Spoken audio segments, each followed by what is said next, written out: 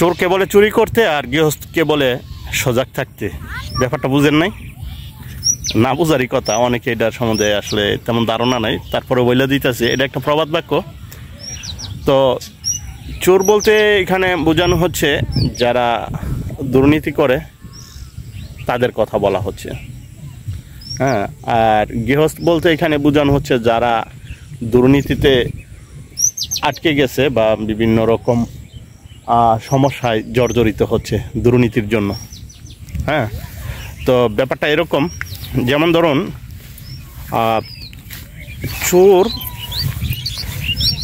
চোরের এক বন্ধু আছে, গৃহস্থেরও একটা বন্ধু আছে, আর দুইজনের বন্ধু কিন্তু সেই একজনই, অর্থাৎ কমন বন্ধু আর কি। তো চোরের বন্ধু চোরকে বলতেছে অমুক গৃহস্থের বাড়িতে অনেক সয় সম্পত্তি আছে, অনেক মালামাল আছে, হ্যাঁ, ধান চাউল আছে, গেলে চুরি করতে পারবি, নিরাপত্তা ব্যবস্থা তেমন নাই, যাইস চুরি করে আইস। আর গৃহস্থ বলতে আর কি যে কিনা মানে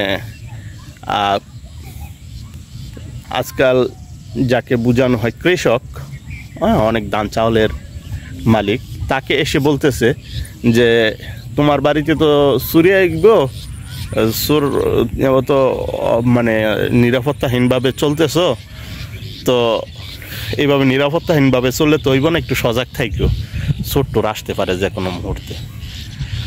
অর্থাৎ সে যে মানে দুইজনেরই বন্ধু, দুইজনের উপকার করতে চায়, এটা সে বুঝাইল। তার মানে কি বুঝতে পারছেন? এখানে কিন্তু সূক্ষ্ম একটা জিনিস লুকায়িত আছে। সেটা কি জানেন?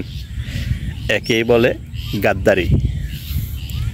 হ্যাঁ, অর্থাৎ দুজনকেই সে সতর্ক করে দিল, এখন কার জালে কে ফেসে যাবে এটা তাদেরই ইচ্ছে।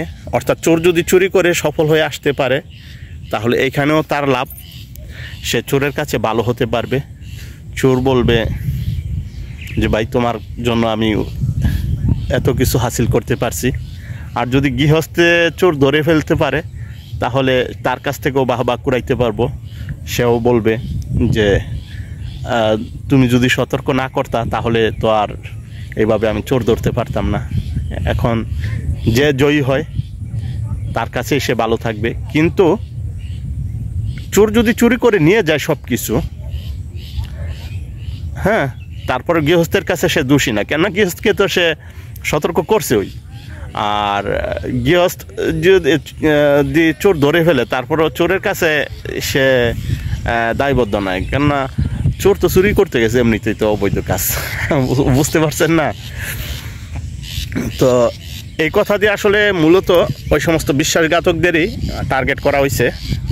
তো কথাটা মানে একটু সতর্কতার সাথে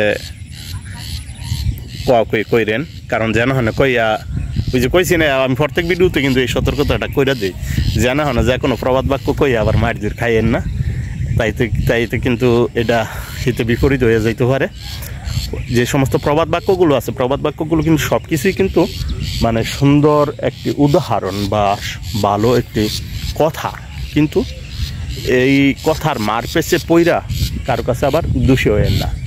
অর্থাৎ নিজেও একটু সতর্ক থাকেন, মানে নিজেও চোরকে একটু বললেন যে চুরি করতে, আর গৃহস্থকে বললেন আর কি যে সজাগ থাকতে, অর্থাৎ নিজেও নির্দোষভাবে থাকার চেষ্টা করেন আর কি।